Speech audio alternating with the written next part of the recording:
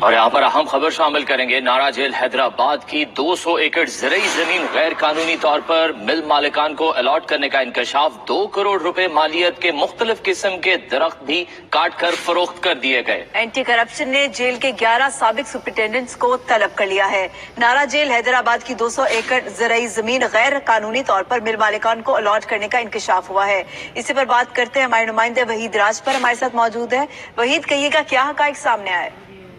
دیکھیں جی، حیدرآباد کا نارا جیل ہے جس کی 200 ایکڑ جو زرعی زمین تھی وہ غیر قانونی طریقے سے الاٹ کی گئی۔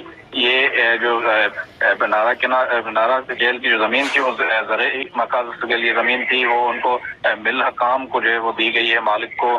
تو اس پر 2 ارب روپے کی مالیت بتائی جا رہی ہے۔ اس کی پوری جو زمین تھی وہ جعل سازی سے دی گئی۔ اینٹی کرپشن کی جانب سے اس کی تحقیقات شروع کر دی گئی ہے۔ اینٹی کرپشن حیدرآباد کی جانب سے ایک سابق ڈی آئی جی کو سمیت 10 جو جیل سپرنٹینڈنٹ رہے ہیں ان کو نوٹس دیا گیا تھا بیانات قلم بند کروانے کے لیے۔ علی بخش شیخ ہیں، حسن ساتو ہیں۔ جی، بہت شکریہ وحید راج پر، آپ ہمیں اپڈیٹ کر رہے تھے۔